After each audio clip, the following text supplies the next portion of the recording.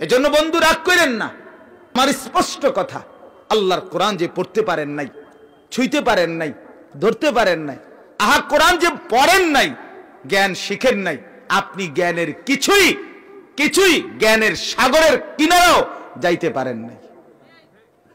বাকি সব পড়া, পৃথিবীর বাংলা, অঙ্ক, ইংরেজি, পদার্থ, জীববিজ্ঞানের সব বই একত্রে যা শিখায়, আমার মালিকের আলহামদুলিল্লাহ তার চাইতে বেশি শিখায়।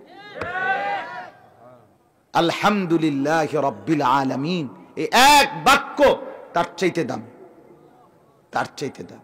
আমি তো প্রতিদিন বলি যে আপনি অনেক কিছু পড়ছেন, আর কি পড়ছেন? মাখলুকের পড়া মাখলুকে পড়ছেন, এবারে লেখছে এবারে পড়ছে, কথা বোঝেন নাই? বাংলা, অঙ্ক, ইংরেজি, পদার্থ, জীববিজ্ঞান, রসায়ন বিজ্ঞান, চিকিৎসা বিদ্যা, আইনের বই, ডাক্তারি বই, যা কোন এ লেখছে এবারে পড়ে এবারে। একজন মানুষের লেখা আরেকজনে পড়ে, এক মানুষের বুঝ আরেক মানুষে বুঝে, এই হলো হিসাব। একজনের লেখা আরেকজনে পড়ে। আর আমার যেই বাচ্চা কোরআন পড়ে, আল্লাহর কসম আমাদের মাদ্রাসায়, তো সেটা আরশে আজিমের মালিকের কথা, মালিকের এক আদনা গোলাম জমিন থেকে পড়ে। বেটা কি লগে কি মিলাইবে? বেটা খবর আসেনি, বেটা খবর আসেনি। এখান থেকে বাচ্চা বলে আলহামদুলিল্লাহ রাব্বিল আলামিন, আরশে আজিম থেকে রব্বুল আলামিন বলে হামিদানি আবদি। ফেরেশতা শোন শোন, দেখ ফেরেশতা আমার বান্দা আমার প্রশংসা করেছে। এবার ছোট্ট মাসুম বাচ্চা বলে আর রহমানির রহিম। আরশে আজিমের মালিক এবার জবাব দেয় আসনা আলাইয়া আবদি। ফেরেশতা আবারও দেখ আমার বান্দা আমার গুণকীর্তন করেছে।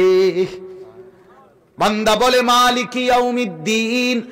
রব্বুল আলামিন বলে মাজ্জাদানি আবদি, আমার বান্দা আমার মর্যাদা বুলন্দ করেছে। সুবহানাল্লাহ। প্রতি অক্ষর আল্লাহর কসম। কোরআন পড়ে বাচ্চা মুসলমান ইমানদার, তো আরশে আজিম থেকে রব্বুল আলামিন নিজে প্রতি অক্ষরে অক্ষরে জবাব দান করে। আমি তো এই জন্য বলি যে হেফজখানার বাচ্চাদের সাথে তো মালিক সারাক্ষণই কথা কয়, সারাক্ষণই আদর করে, সারাক্ষণ আদর করে। এজন্য এই পড়ার সাথে অন্য কোনো পড়ার কোনো তুলনাই হয় না, কোনো তুলনাই হয় না, এর কাছাকাছিও না, কাছাকাছিও দ্বারে কাছেও না। কোরআনের পড়ার সাথে, মাদ্রাসার পড়ার সাথে মূল্যায়ন বলে তোমার কাছে আমি মূল্যায়ন তো চাই না, বেটা তুমি কিত্তা মূল্যায়ন। মাখলুককে মূল্যায়ন করলে সেটা মূল্যায়নের আর বেশি কি?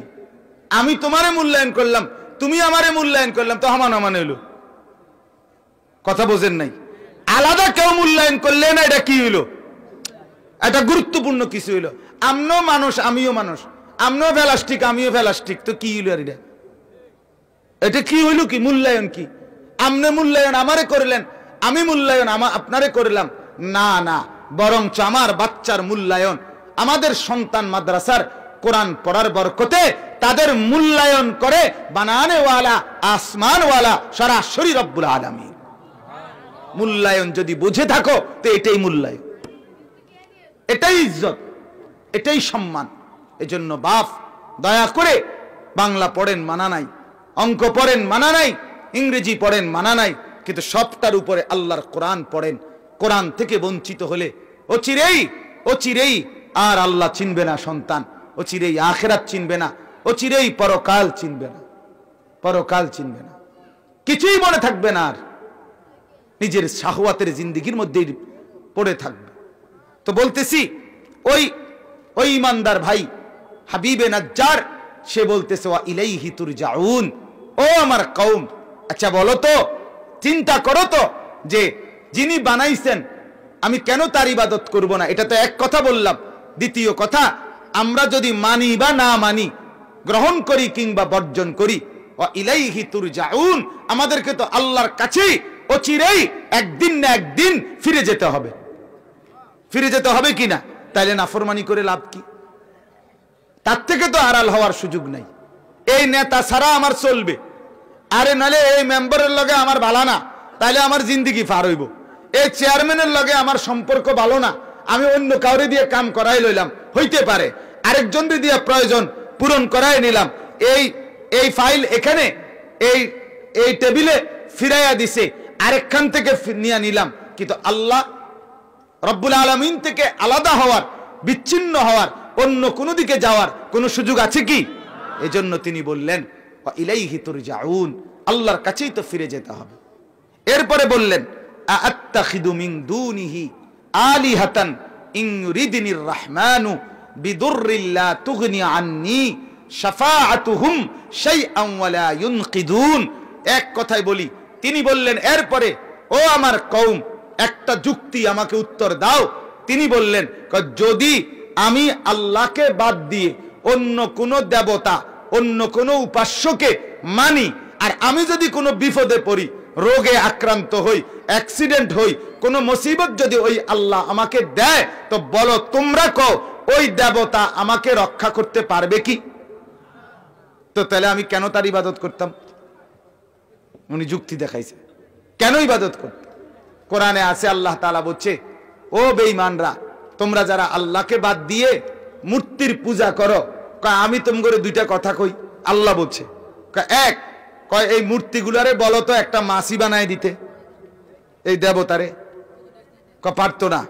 কয় তোমরা এটাই বলবা যে পারবে না। কয় তাইলে মাসি যদি না বানাইতে পারে, তো এইটা কও যে তাগো গায়ে যে মাসি ফরে, এটা কত তারায় দিতে। বুঝেন নাই? তো এটা পারবে নি, মাসি বানাইতেও পারবে না, গায়ে মাসি পড়লে মূর্তি সেটা তারাইতেও পারে না। তাইলে এত দুর্বল খোদা হয় কেমনে? এত দুর্বল তোমার প্রয়োজন পূরণ করবে কেমনে? তোমারে ছাড়া সে তো লড়তেই পারে না, তো হে তোমারে লড়াইবো কেমনে? এরম বেকুব কি আর বাজারে ওঠেনি?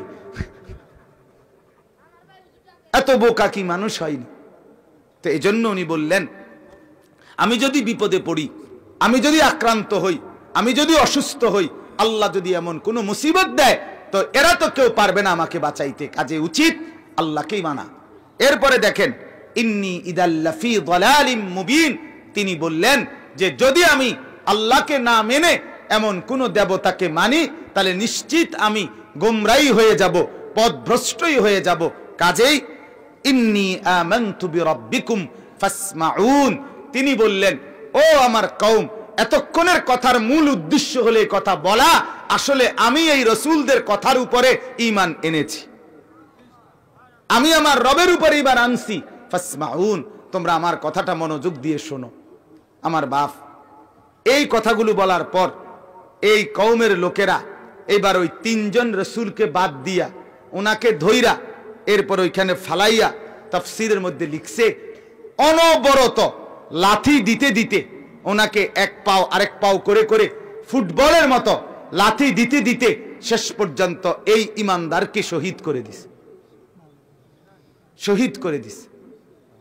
তাফসীরের মধ্যে লিখছে আল্লাহর কসম, যখন উনাকে লাথি দেয়, প্রত্যেক লাথির পরে উনি এদিক থেকে ওইদিকে গড়াগড়ি খাচ্ছিলেন, এতগুলো মানুষের লাথির পরেও তাফসীরের মধ্যে লিখছে ওই ইমানদার শেষ নিঃশ্বাস পর্যন্ত বলছে প্রত্যেকবারে আল্লাহুম্মা হদি কওমি, আল্লাহ আমার কওমকে হেদায়েত দিয়ে দেন।